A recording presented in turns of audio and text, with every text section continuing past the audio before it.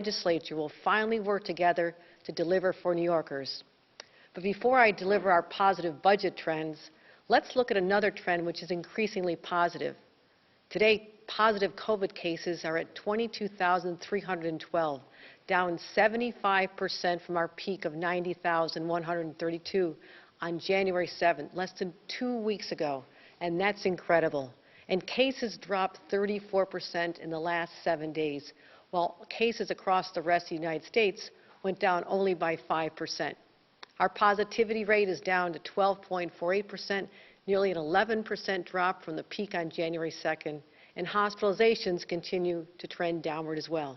So we hope to close the books on this winter surge soon so we can turn the page and open the book on our 2023 budget outlook and focus on the post-pandemic future. As I said since I took office 147 days ago, my top priority is to confront this pandemic head-on and to save lives, protect the health of New Yorkers, and protect the health of our economy. We also must pass a bold agenda that will do more than just help us recover from this crisis. We need to embrace this moment of possibility and use it to redefine New York's destiny. How? First, by rebuilding our health care and teacher workforces, providing tax relief to those who need it the most, speeding up economic growth and creating good-paying middle-class jobs, strengthening our infrastructure and confronting climate change, securing public safety and protecting our communities, making housing more affordable and ensuring every New Yorker has a roof over their head, enacting bold reforms that will restore trust in state government, and we're changing the culture and creating workplaces that are free of harassment. This is an extraordinary time, and it will be met with extraordinary solutions. The policies I laid out 2 weeks ago are ambitious, but as I said, it's just as importantly, they're realistic and achievable. And we're in a position to fully fund them by making historic investments like record aid to education, the biggest capital plan for infrastructure that our state has ever seen, and a groundbreaking program to rebuild the healthcare industry. But we're also being smart and responsible, recognizing that we need to fund our reserves to historic levels as well. So I'm proud to say that today we are submitting a balanced executive budget for fiscal year 2023 to the legislature. Our state is in strong financial position due to a combination of factors: increased tax receipts, a thriving stock market, and an influx of federal aid through the American Rescue Plan and the Infrastructure Act, some of which have already been received, some with more still to come. And looking forward, our base level forecasts are equally optimistic. We predict they'll be able to continue to balance the budget and be able to make these types of bold but necessary investments all the way through fiscal year 2027. And this is a big change from where we were just this time last year, when the Division of Budget projected deficits totaling $17 billion during that same time frame. So, this is a once-in-a-generation opportunity to make thoughtful, purpose-driven investments in our state and in our people that will pay dividends for decades. And that's exactly what my budget will do. But this is also about meeting New Yorkers where they are now, frustrated by a persistent pandemic, anxious about rising prices for everything from milk to gas to housing, worried about whether or not their paycheck will be enough to make ends meet, and stressed most of all about their kids, the quality of their education, affordability of childcare, and even thoughts about what their future will be in a world beset by climate change. So, New Yorkers, this budget is for you and about you. And how I propose to use the entirety of our $216 billion budget to directly address the immediate needs of New Yorkers and at the same time positively impact people's lives and livelihoods for decades to come. First, we'll respond to this pandemic head-on by following the science and the data and doing whatever it takes to ensure that our recovery is swift and far-reaching. And that's why we've set aside $2 billion for pandemic recovery initiatives. And I'll work with the legislature to identify the most impactful use of these funds in the short term, whether that's help for struggling small landlords and their tenants, or the hardest hit industries and workers, or for other purposes. Now, let's talk about putting more money back into people's pockets. Rather than raise taxes, this is about tax relief, accelerating a $1.2 billion tax cut originally scheduled to take effect between 2023 and 2025. This way, more than 6 million middle-class taxpayers get their much-needed money a lot sooner, at a time when inflation is robbing families of long-awaited gains in income. And recognizing that property taxes are still too high, we will provide a $2 billion property tax rebate to more than 2 million middle-class homeowners. And we're delivering $250 million in tax credits for small businesses to help them pay for COVID-related expenses. In addition to that, we're having new support for farms and other small businesses hit so hard by this pandemic. We need to help them not just survive, but to thrive. And using the unprecedented infusion of money from our leaders in Washington, starting with President Joe Biden, New York will see the largest investment in our state infrastructure ever, through a $32.8 billion capital plan. The boldness I outlined in my State of the State address will be realized by putting the dollars behind making long-term overdue repairs to our roads and our bridges, building new transit options, modernizing existing transit hubs, and revitalizing communities. I've also declared war on potholes, so here's the first shot across the bow, a $1 billion plan called Operation POP, Pave Our Potholes. And this strategy takes us from potholes to knotholes. For me, infrastructure is a quality of life issue. It's about creating connections, connecting neighborhoods, connecting people to jobs, connecting people to their family members and loved ones. And we'll finally be able to strengthen those bonds across our state, using cash rather than borrowing money, so future generations are not hamstrung by the commitments we make today. One way we'll do that is by reconnecting neighborhoods that were severed by asphalt highways. And these all disproportionately impacted communities of color, like the Kensington Expressway in Buffalo, I-81 in Syracuse, the Inner Loop in Rochester, and the Cross Bronx Expressway. And one hard lesson we learned about what happens when there's a lack of investment is how our healthcare system crumbled under the stress of the pandemic. And that's why we're making up for lost time and positioning the state to be on better footing going forward with the largest investment in healthcare in state history, $10 billion. One of our shared values as New Yorkers is that everyone deserves the dignity of access to quality health care, especially during a public health crisis. In my State of the State speech, I promised to start by rebuilding our health care workforce. They're the heroes of this pandemic, so let's stop talking about the debt we owe them and actually pay them what they deserve. And that includes more than $1 billion in bonuses. We'll also work to rebuild our medical facilities, nursing homes, and hospitals, which have been crushed by this pandemic, through a $1.6 billion capital program to help them make much-needed upgrades. We're also going to invest in education, strengthening our teacher workforce and supporting students' mental health.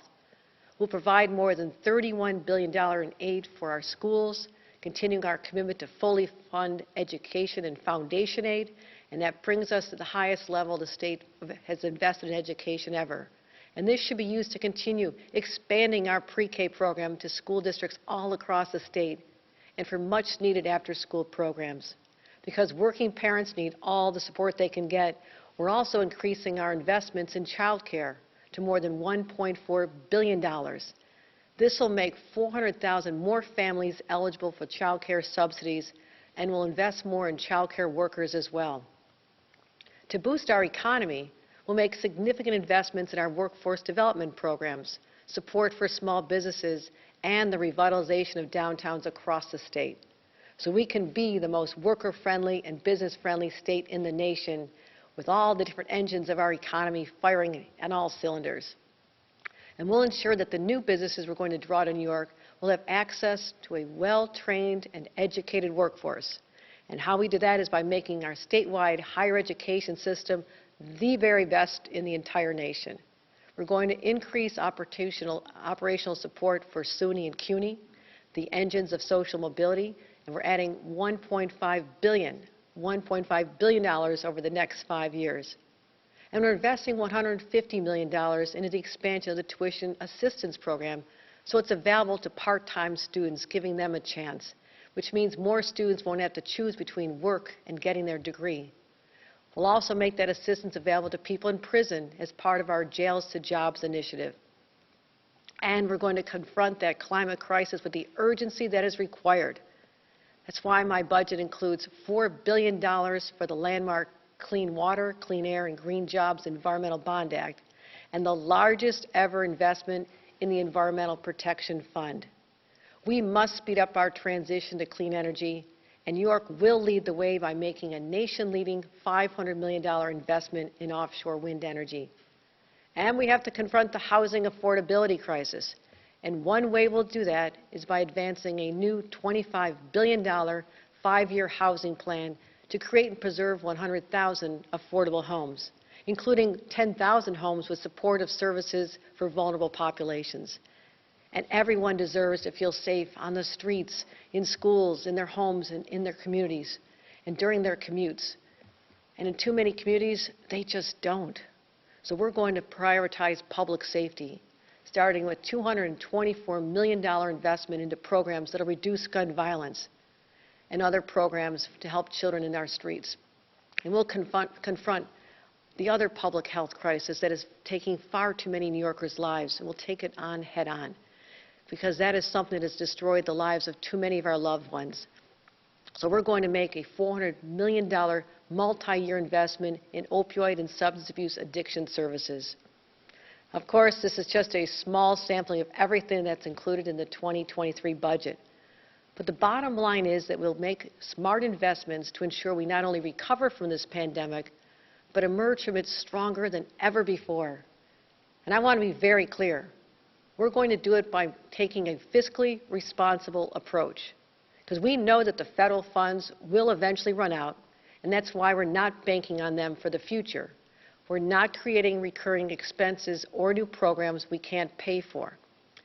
So for the first time ever, with smart planning, New York will have no out-year gaps. All these commitments are either one-time expenditures or are supported by the expectation of a reasonable growth in revenue as projected by our Division of Budget. So we have the means to respond to this historic moment with an historic level of funding. And what we have achieved with the blueprint I'm printing today is both a plan that is socially responsible and fiscally prudent. And as I learned working on 14 balanced municipal budgets with much smaller numbers, but with the same philosophy, you have to prepare for the rainy days, even when there's not a cloud in the sky, because the rain, or where I come from, the snow, eventually does fall. So we're prepared for the downturns as well. Just remember where we were 2 years ago today, and suddenly how our world changed forever. As we assess the risks, we do have concerns about long-term economic erosion caused by the pandemic and the impact of inflation, and even, I hate to say it, but possible resurgence of COVID. We just can't predict the future. But I want to assure New Yorkers that we are prepared. And that's why we're making these investments with those worst-case scenario calculations built in, and committing resources every year until the state has reserves of at least 15% of operating spending. That's what the experts recommend, and it's what we're going to do for the future leaders, for future generations, and for the future health of our state. But we're not letting this once-in-a-generation moment pass us by. It's not simply enough to return to our pre-pandemic world and way of life. That would be timid and unimaginative, and it would fail to honor our history and the legacy of the daring, visionary New Yorkers who came before us. Leaders like FDR, who weathered some of the most intense storms the world has ever seen, always while keeping one eye fixed on the horizon, planning for the day when the clouds would part. And it wasn't through sheer luck that the policies he passed during those crises made an immediate difference in the short term and a generational impact in the long term, through careful and strategic planning. And he embraced those times of crisis for what they were, a chance to reimagine the future while correcting the mistakes of the past. And we must now have the same foresight and resolve to do the same. Because this pandemic did not create all the problems we're facing today. It simply forced us to hold up a mirror and see the cracks in our society that have been too easy to ignore before. We cannot allow this virus to grip us so tightly that it constrains us from looking to the future or prevents us from mending those cracks. Since its founding, our state has been the home of the dreamers and the doers from all over the world who came here in pursuit of opportunity and a better life. But today, for too many New Yorkers, the American dream is just that, a dream. And that has been even more true as a result of this pandemic. As I said in my State of the State speech, it's time for a better, fairer, more inclusive version, and I'm calling it the New York dream. And by implementing the agenda I proposed 2 weeks ago, we can make it a reality. And this is with smart, strategic, and a forward-thinking plan. We will. This is a moment of great possibility, a once-in-a-generation chance to reconsider what is possible for our state. And this really is the beginning of New York's next great comeback. I declared a new era for New York, and it continues today. So, New Yorkers, this budget's for you. You're going to hear much more about it from our Budget Director, Robert Mojica, who will go even deeper on the numbers and our current financial position later today. Thank you, New Yorkers.